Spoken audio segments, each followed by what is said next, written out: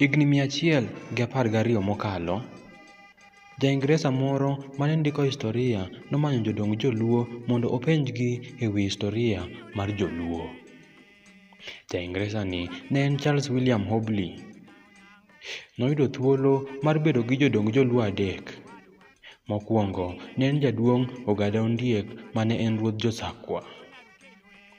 Ogada Ondiek kane openj penj Joluo mokwongo, nowacho niya, Jaluo mokwongo niluongo ni Podho kendo noa e polo. Ne opiyo e wi got Ramogi e piny Sudan. Ne obiro gi nyadendi ma kaluwore gi ogada nyinge ok nong'ere. Podho noyudo nyithindo 6 gi nyadendino, yawuoyi 2 gi nyiri 4. Yawuoyi 2 ne gin Ramogi gi Onyango. Ramogi gi Onyango nokendo nyiminegi. Bang'e Ramogi nodar odhi Kajimo but aora Nzoia.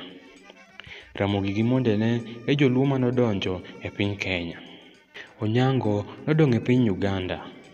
Onyango gi mondene ema nonyuolo Jo-Baganda gi Banyoro.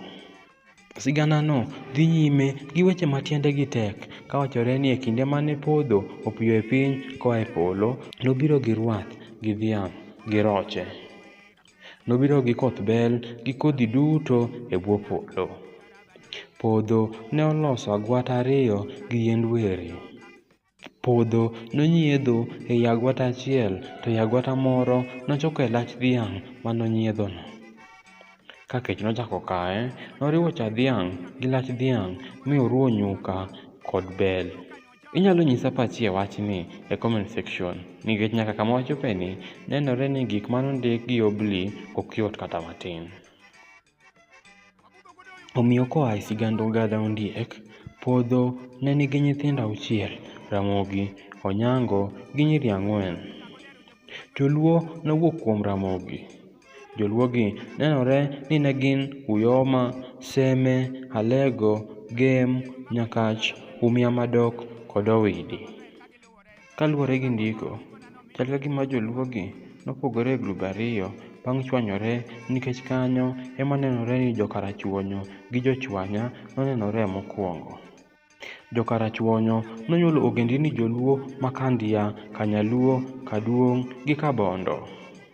Jochwanya to nonyuolo ogendini Joluo ma Kanyamwa, Kisumo, Karungu, Kadem, Kabuoch kod Kachieng' ma Milambo. Jaduong' mar 2 ne en Jaduong' Ogada Otiende mane en ruodh Jo-Kisumo. Kaluwore gi Jaduong' Otiende, Podho e wuon ogendini duto e bwo polo. Podho nobiro gi dhok 2, Awendo, Kothbel, Simsim gi Kal. Noyudo ndawa katiyo e lowo, rabuon gi oganda noyudo kati e chieth liech.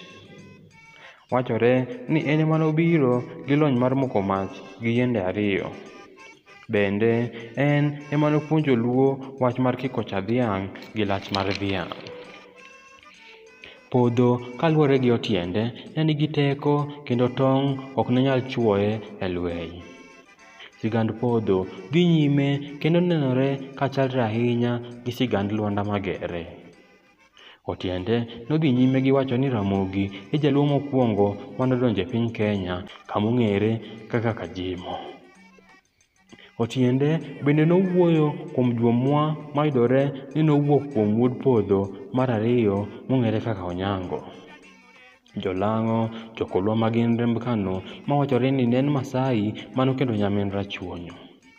Gem, Alego, Sakwa, Kajimo gi Ugenya kata obedo ni ne gin Joluo ok ne gin nyithi Ramogi, ne gin nyithi Podho.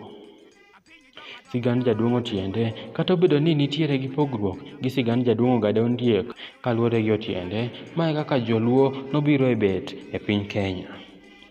Jaduong' mar 3 mane Hobley olosogo ne en Gor Kogalo mane en ruodh Jo-Kanyamwa. Kaluwore gi Kogalo, Podho e wuon piny ngima.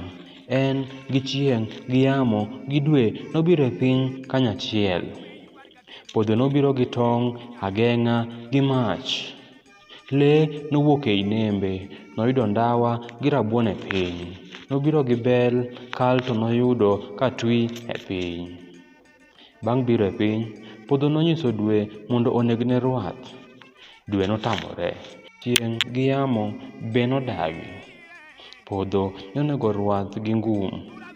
Notemo miyo dwe, chieng' gi yamo ring rwadhno, kata kamano ne gikwer. Mae nowang'o i podho, omiyo chieng', dwe gi yamo noringo dhi e polo nyaka tieng' kawuono. Sigand Gor Kogallo dhi nyime e wuoyo kuom Ramogi, wuod Ramogi, Jomwa, Masai, Lang'o gi Rajok ma kaluwore gi Jaduong' Kogallo e wuon wasungu duto ma e piny ngima.